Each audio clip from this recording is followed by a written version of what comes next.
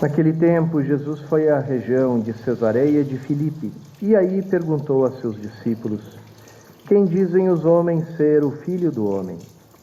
Eles responderam: Alguns dizem que é João Batista, outros que é Elias, outros ainda que é Jeremias ou algum dos profetas. Então Jesus lhes perguntou: E vós, quem dizeis que eu sou? Simão Pedro respondeu: Tu és o Messias, o Filho do Deus vivo. Respondendo, Jesus lhe disse: Feliz és tu, Simão, filho de Jonas, porque não foi um ser humano que te revelou isso, mas o meu Pai que está no céu. Por isso eu te digo que tu és Pedro, e sobre esta pedra construirei a minha igreja, e o poder do inferno nunca poderá vencê-la. Eu te darei as chaves do reino dos céus. Tudo que tu ligares na terra será ligado nos céus. Tudo que tu desligares na terra será desligado nos céus.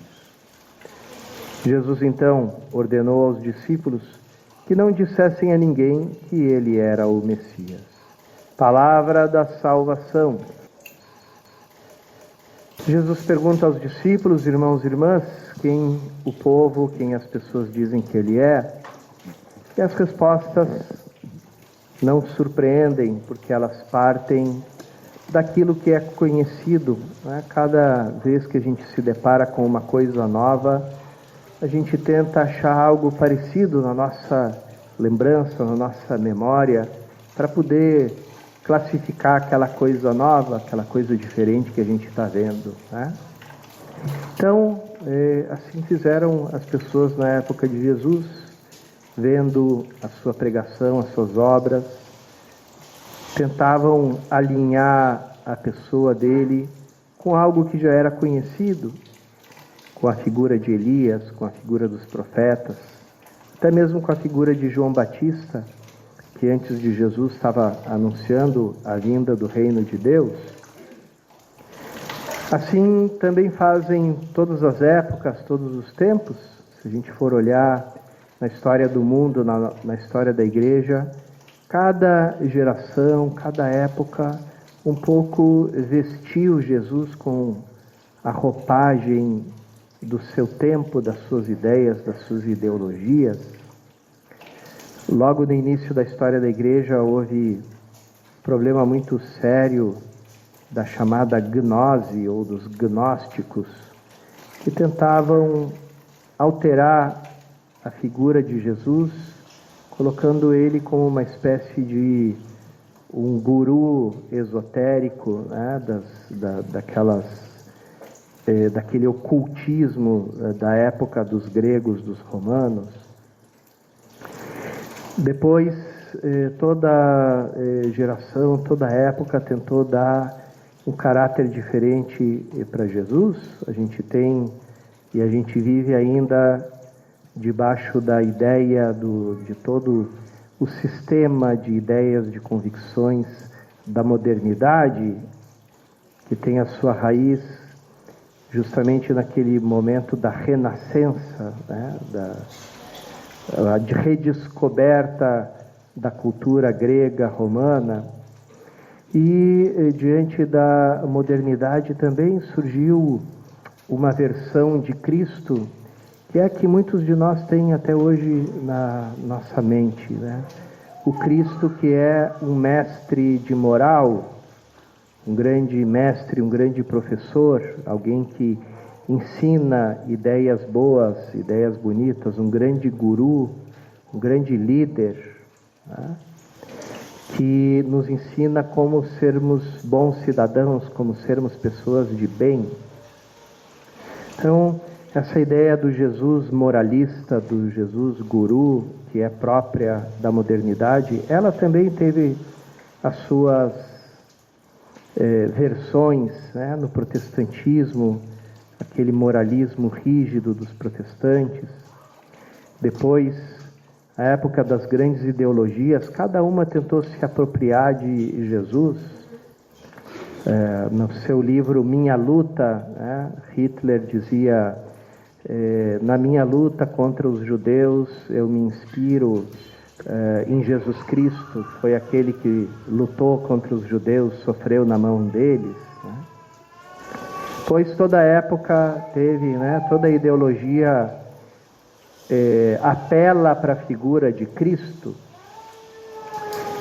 Existia, me lembro na época do meu segundo grau, que era assim que se chamava, né, ensino médio, um professor, um aluno perguntou para uma professora, né, de história: a senhora fala tanto sobre o socialismo, mas o que é o socialismo? Aí ela disse: bom, gente, então vamos falar sobre isso, né? O socialismo começa com Jesus Cristo, ele foi o primeiro grande socialista da história, né? E aí começou a falar, né? Aí eu, naquela minha arrogância de adolescente, né, levantei a mão e disse: professora, tudo isso que a senhora falou está tudo errado, né? E ela ficou muito braba comigo e ela disse, a gente discutiu um pouco sobre o assunto, né? E ela quis terminar a discussão dizendo: bom, eu não estou aqui para vender o meu peixe para ninguém, né? E eu falei para ela ainda esse desaforo, eu disse: se o seu peixe não tivesse estragado, até eu compraria, né? E claro, aí eu fui expulso da aula, lógico, né? Então, cada época, né, depois surge o Jesus hippie, né, dos hippies. Então, cada época coloca uma roupagem em Jesus e tenta assimilar ele à ideologia mais conhecida, né? Apelando, né, o primeiro a sustentar minha causa, né, e tal, a minha campanha é Jesus. Então se apela para a figura, para as palavras de Jesus. Mas sempre quando isso acontece, alguma coisa fica sobrando. Sempre se tem que reduzir a figura de Jesus para ela caber nos nossos moldes, nas nossas ideologias, né? E geralmente aquilo que fica de fora é o anúncio, o núcleo essencial da nossa fé, o anúncio do Evangelho, ou seja, o anúncio da obra redentora de Cristo, o anúncio da sua paixão, morte, ressurreição, ascensão aos céus, o envio do Espírito Santo sobre a igreja. Tudo isso é omitido. Então, é como pegar o texto do Evangelho e rasgar pela metade. É dizer, desse Evangelho eu escolho até o início da última ceia. Quando começa a última ceia, eu já rasgo esse pedaço e jogo fora. Eu fico só com o Jesus das palavras, dos ensinamentos, tá? Então, tudo aquilo que os discípulos saíram pelo mundo anunciando, né? O Senhor padeceu pelos nossos pecados, o Senhor ressuscitou, o Senhor está vivo e enviou sobre nós o seu Espírito, né?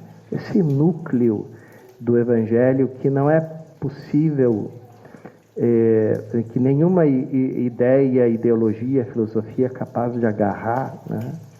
É esse que faz com que Jesus seja sempre um grande mistério para nós. Quando Simão, filho de Jonas, né, diz a Jesus, falando com uma só voz, aquilo que todos os apóstolos respondem, né, porque ele fala com sua voz o que a igreja inteira proclama. Quando ele diz: tu és o Cristo, tu és o Messias, o Filho do Deus vivo, Jesus felicita ele e diz: não foi nenhum ser humano que te ensinou isso, foi o meu Pai que está no céu. Então, como você acaba de revelar e dizer em voz alta quem sou eu, então eu vou dizer quem é você também. Então, muda o nome de Simão, como acontece na Bíblia. Sempre que na Bíblia se muda o nome, é porque Deus dá uma nova missão, né, que configura o novo ser da pessoa. E ele diz para Simão: tu és a pedra, né? Tu és pedra. Na língua grega não se pode dar o nome de pessoa, um nome masculino com A, então se muda para outra terminação.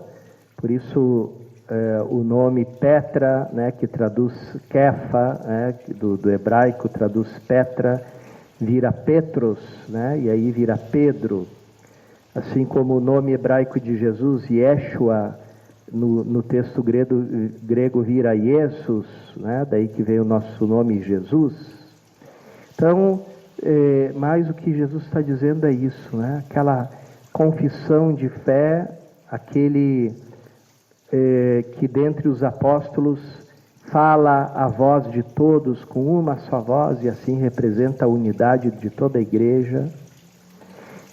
Essa unidade e essa fé, elas se tornam a pedra, né? Esse caráter de ser a pedra, a rocha da nossa fé, né, que por sua vez se apoia na rocha que é Cristo, né, ela é um dom para toda a igreja e não morre com a pessoa de Simão. Ela continua presente na igreja, né, pela sucessão dos apóstolos e pela sucessão do próprio apóstolo Pedro, uma sucessão ininterrupta que a gente tem até hoje. Conhecemos os nomes de todos os sucessores de Pedro até o Papa Francisco. Então, é isso que acontece quando alguém, inspirado pelo Espírito de Deus, pelo Espírito Santo, confessa a Cristo e diz: Tu és o Senhor, Tu és o Salvador. Nesse momento se revela também para a pessoa, para cada pessoa, quem ela é, no seu mais profundo. Eu sou, se Tu és o meu Salvador, então eu sou um salvo por Ti. Se Tu és aquele que vem trazer o perdão de Deus, então eu sou o perdoado, eu sou o misericordiado. Se Tu és o Cristo, o ungido, a Tua unção, o derramamento do Espírito Santo como um óleo da unção, ele vai se derramando sobre todo o Teu corpo. Então eu me reconheço como membro do Teu corpo. Reconheço que Tu vives em mim e que eu vivo em Ti. Então, sempre que a gente se aprofunda no mistério de Cristo, esse aprofundamento, essa acolhida na fé, também revela quem nós somos. Que grande amor Deus tem por cada um de nós. E qual é a vocação que cada um de nós recebe no seu corpo, que é a igreja. Por isso, irmãos e irmãs, nós nos alegramos de fazer parte desse corpo vivo de Cristo, que é a igreja, e que tem essa promessa de Cristo, que não será destruída, o mal não terá a última palavra sobre a sua igreja. Vamos pedir ao Senhor, nessa Eucaristia, que Ele aumente cada vez mais a nossa fé, que aumente cada vez mais o nosso amor, a nossa confiança em Cristo, que por sua vez nos revela o nosso verdadeiro nome, quem somos nós, qual a nossa identidade e qual a nossa vocação.